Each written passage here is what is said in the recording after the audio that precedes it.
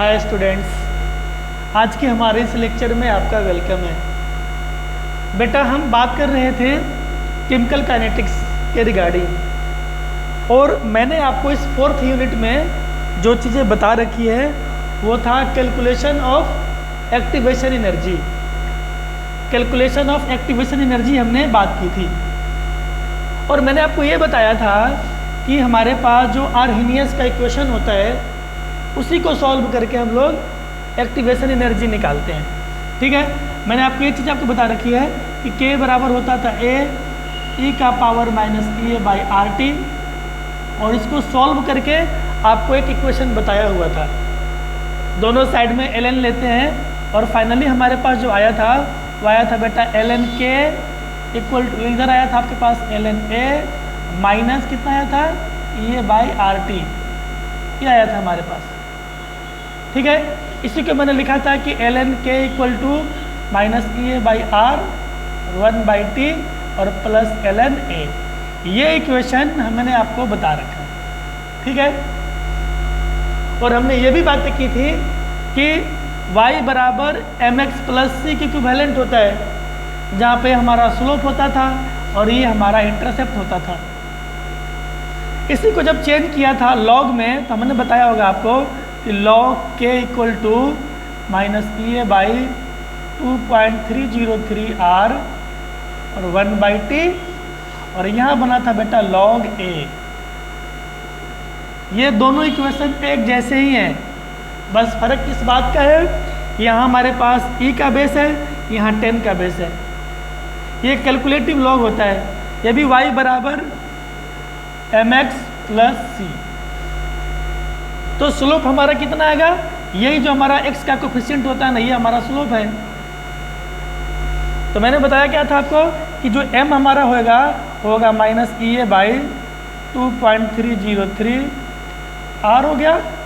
तो ये कितना आ गया, ये tan थीटा होता है, इट इज़ tan थीटा, तो -EA/2.303 R।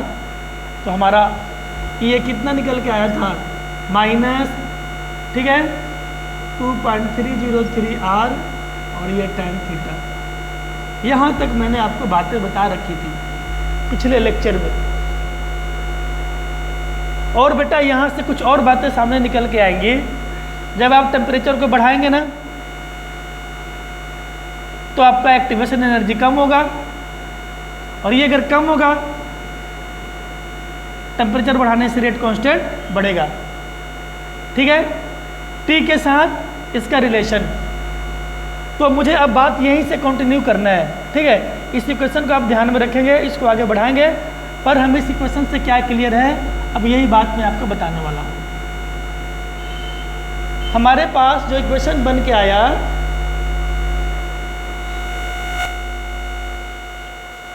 तो बेटा हमारे पास इक्वेशन है log K equal to -EA/2.303 R, ठीक है, 1/T plus log A।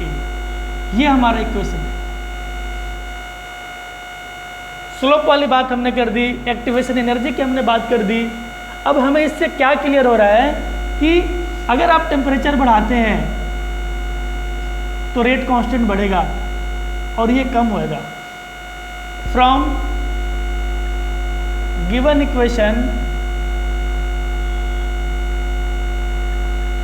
it is clear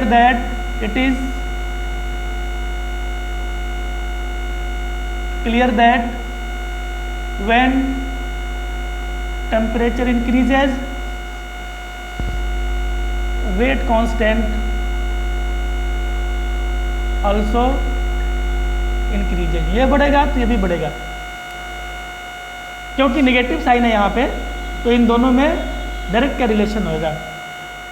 और ये बेटा प्रैक्टिकली देखा गया है कि जब आप 10 डिग्री टेम्परेचर बढ़ाते हैं ना, तो ये हमारा या तो डबल होगा नहीं तो ट्रिपल होगा। When temperature increases by 10 degree Celsius और 10 Kelvin, then rate constant increases by rate constant becomes double और ट्रिपल। अगर आप 10 डिग्री से बढ़ाते हैं टेम्परेचर या 10 केल्विन से, तो आपका रेट कांस्टेंट या तो डबल हो जाएगा, नहीं तो क्या हो जाएगा, ट्रिपल हो जाएगा। ये बात हमें यहाँ से देखने को मिला। ठीक है, अब हमें तो एक्टिवेशन एनर्जी निकालना था, तो मैं क्या करूँगा कि दो अलग अलग टेम्परेचर पे दो अलग अलग रेट कांस्टेंट बनाऊंगा और उसको सॉल्व करके निकालूंगा मैं एक्टिवेशन एनर्जी। अब यहाँ से आप देखिए, हमने माना let at two different temperature T1 and T2 kelvin, ठीक है, the value of rate constants, the values of rate constants are K1 and K2 respectively।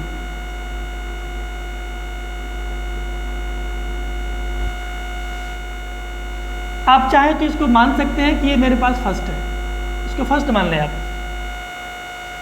अगर मैं T1 पुट करूंगा बेटा तो K1 बनेगा, और मैं T2 पुट करूंगा तो K2 बनेगा। तो हमारे पास जो इक्वेशन बन के आएगा वो क्या आएगा, पहले वाले से कि log K1 equal to minus EA by 2.303 R 1/T1 plus log A, इसको मैंने दूसरा मान लिया। एंड अब हमें क्या करना है, इसको T2 करना है, तो ये कितना बन जाएगा, K2। ये बनेगा log K2 equal to minus EA by 2.303 R 1/T2 plus log कितना, ये हमारा थर्ड बन गया। अगर ये हमारा पहला था तो हमें इन दोनों को सॉल्व करके एक्टिवेशन एनर्जी फाइंड आउट करना है। तो आप यहाँ से क्या करेंगे कि आपको करना है क्या कि आप सेकेंड में से फर्स्ट को माइनस करते हैं। ठीक है, हमें सेकेंड में से फर्स्ट को क्या करना है, सॉरी थर्ड में से सेकेंड को माइनस करना है। फ्रॉम थर्ड माइनस सेकेंड, देखो क्या बनेगा, ये बनेगा बेटा log K2 minus log K1, ये बन जाएगा log K2 minus log K1। और इसको माइनस करेंगे तो इसका साइन बदलेगा, ये कट हो जाएगा, ये तो गया आपका। और इसमें से इसको माइनस करेंगे आप, इसका साइन प्लस इसका साइन माइनस, और ये कॉमन फैक्टर हो गया दोनों में, ये वाला पूरा। तो मैं कॉमन को बाहर निकाल रहा हूँ, EA बाई 2.303 R, और यहाँ क्या बच गया, प्लस में बच गया 1/T1, और यहाँ क्या बच गया, माइनस 1/T2। यही आपका इक्वेशन बना। और हम लोग जानते हैं इसमें कि जब माइनस में हो तो डिवाइड होता है, log K2 बाई K1 बराबर EA बाई 2.303 R, ठीक है, 1/T1 माइनस 1/T2। ये इक्वेशन हमारे काम का है। डेरिवेशन तो नहीं आता पर इस पर न्यूमेरिकल्स आते हैं, ठीक है ना। आप इस पर न्यूमेरिकल कर सकते हैं जब ये दोनों गिवन हो। R का वैल्यू मैं बात कर ले रहा हूँ, जो जहाँ तक R की बात है तो R एक कांस्टेंट होता है, और R का वैल्यू होता है बेटा कैलोरी में 2 कैलोरी, ठीक है, कैलोरी में 2 कैलोरी होता है। तो बेटे जो R की वैल्यू है ना, वो हमें क्या लेना है, वो डिपेंड करेगा कि एनर्जी आप किस में निकालने जा रहे हो। कैलोरी में 2 होता है, और किलो कैलोरी में करेंगे आप, ठीक है, तो 2/1000 हो जाएगा। मैं बस ऐसे ही बता दे रहा हूँ आपको, कैलोरी में 2 और किलो कैलोरी में 2/1000। जूल में लेंगे आप तो 8.314, और किलो जूल में फिर 1000 से डिवाइड करेंगे। और ये दोनों टेम्परेचर आपको लेना है केल्विन में, इनिशियल और final, and they are the rate constant, ठीक है। अब अगर आप इस पर न्यूमेरिकल की बात करेंगे, आप मान लो आप एक न्यूमेरिकल देख लें कि हमारे पास दिया हुआ है, हमने टेम्परेचर क्या था कि 100 डिग्री था पहले, 100 डिग्री सेल्सियस, और हमने कर दिया 110 डिग्री सेल्सियस। ठीक है, तो रेट कांस्टेंट डबल हो गया, रेट कांस्टेंट डबल। तो आपको ये बताना है कि एक्टिवेशन एनर्जी कितना होएगा, और वो भी किलो जूल में। बस बन गया आपका क्वेश्चन। ठीक है ना, मैंने सारा डेटा पुट करना है यहाँ पे। डेटा में पुट करूँगा तो क्या बनेगा, देखो आप कि log K2/K1 था, हमने क्या मान लिया कि K1 हमारे पास था K, और K2 हमारा कितना हो गया, डबल हो गया, 2K हो गया।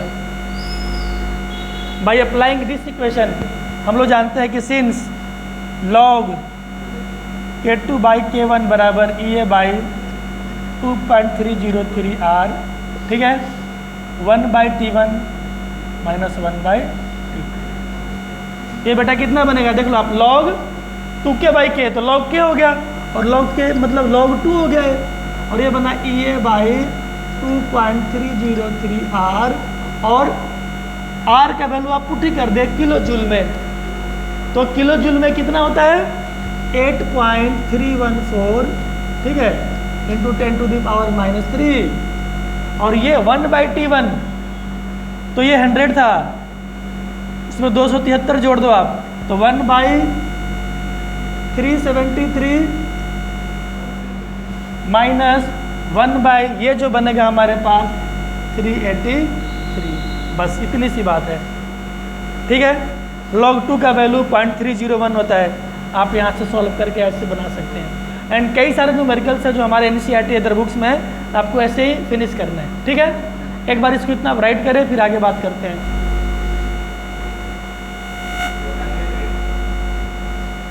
बेटा अब हम लोग जो इसमें बात करेंगे, हमारे पास एक टर्म आएगा बीच में, ठीक है, और वो क्या होता है, टेम्परेचर कोफिशिएंट।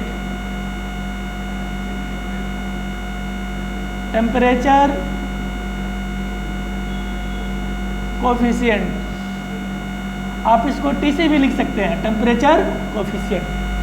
तो ये होता है क्या कि मैंने आपको जस्ट अभी बताया था कि एक्सपेरिमेंटली देखा गया है कि जब आप टेम्परेचर 10 डिग्री से बढ़ाएंगे, 10 डिग्री नहीं तो 10 केल्विन, तो हमारा रेट कांस्टेंट या तो डबल होता है नहीं तो ट्रिपल होता है। ठीक है, तो इसका मतलब होता है बेटा कि the ratio of rate constant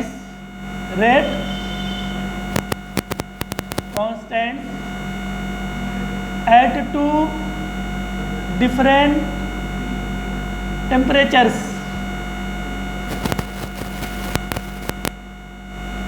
ठीक है, ब्रैकेट में डिफरेंस कितना, डिफर बाय 10 डिग्री सेल्सियस नहीं तो क्या 10 केल्विन, क्योंकि डिफरेंस बराबर ही आएगा। Is called temperature coefficient, TC, उसको TC बोलेंगे। और इसका जो एक्सपेरिमेंटल वैल्यू होता है ना, वो या तो 2 होता है नहीं तो 2 होता है। द एक्सपेरिमेंटल वैल्यू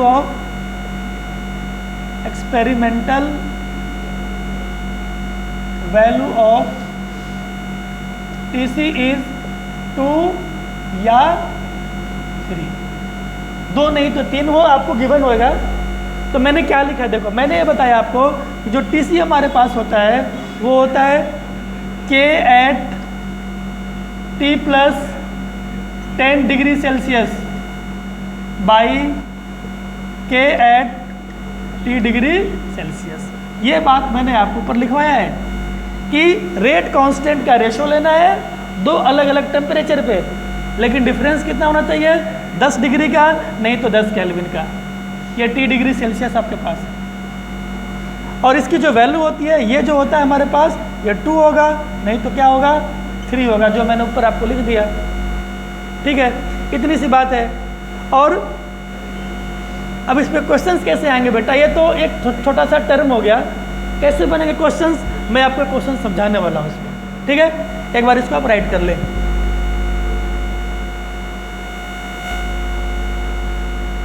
तो बेटा TC पे जो न्यूमेरिकल बनता है ना टेम्परेचर कोफिशिएंट पे, वो ऐसे होते हैं कि कहता है कि जब आप टेम्परेचर को चेंज करते हैं 10 डिग्री से 90 डिग्री बढ़ा रहे हैं आप, तो कहता है कि कितना टाइम आपका रिएक्शन का रेट इंक्रीज होएगा, और गिवन क्या है, TC इक्वल टू 2 दिया हुआ, ये दिया होगा कि 2 है कि 3 है। तो बेटा इस न्यूमेरिकल को हम 2 टाइप से बनाएंगे। हमारे पास इसका बनाने का जो तरीका है कि हमें क्या करना है कि यहाँ पे जब 10 डिग्री का टेम्परेचर था, हमने रेट मान लिया कि शुरू में रेट R था हमारे पास, और आपको 10 से चेंज करते जाना है, तो ये डबल होता जाएगा क्योंकि TC 2 है, तो मैं 20 पे आऊँगा तो बन जाएगा डबल, ठीक है। 30 पे इसका डबल, 40 पे इसका डबल, 8 हो गया है। 50 पे 16R, 60 पे 32 बन जाएगा, 32R। 70 पे इसका डबल करेंगे बेटा 64R। 80 पे अगर मैं बात करूँ 80 डिग्री सेल्सियस पे, तो ये बन जाएगा 128R, डबल हो गया। और आपको 90 तक जाना है, 90 तक जाना है क्वेश्चन में, तो इसका डबल कितना होता है 256R। It means rate increases इतना टाइम्स, 256 टाइम्स रेट बढ़ेगा जब टेम्परेचर आप यहाँ से यहाँ लाएंगे। That is rate increases 256 times. तो ऐसे आप काम कर सकते हैं। नहीं तो इसका बिल्कुल शॉर्टकट जो तरीका होता है वो मैं यहाँ पे अल्टरनेटिव बता दे रहा हूँ, अल्टरनेटिव मेथड। यहाँ आप देख लें इसको, या ऐसे बना ले या आप ऐसे बनाएंगे कि जो नया रेट होता है ना हमारे पास, न्यू रेट, वो होता है टेम्परेचर कोफिशिएंट का पावर डेल्टा T बाई 10। ये देखो इसी का शॉर्ट फॉर्म में वो नया रेट जो आएगा क्या आएगा कि TC गिवन होगा, it is the change in temperature, और 10 से डिवाइड कर देंगे तो क्या बनेगा, न्यू रेट जो हमारे पास आएगा, इसका न्यू जो रेट आएगा वो हमारे पास आ जाएगा TC कितना था 2, change in temperature final minus initial, 90 minus 10 करेंगे आप 80, ठीक है, और 80 डिवाइडेड बाय कितना 10, इट मीन्स 2 का पावर 8, और 2 का पावर 8 बेटा वही होता है 256। तो नया रेट पहले वाले का इतना टाइम बढ़ जाएगा, दैट इज रेट इंक्रीजेज इतना टाइम्स, ठीक है। तो आप जैसे मर्जी बना लें, ये फार्मूला आप याद रखें, नहीं तो आप ऐसे बना लें। तो एक बार आप इतना करें, ठीक है। कल हम लोग इसी चीज़ को अगला इफेक्ट देखेंगे कि रेट को इफेक्ट करने वाले और कौन कौन से फैक्टर्स हैं। हमने आज जो बात किया वो एक्टिवेशन एनर्जी एंड TC, ठीक है। Thank you.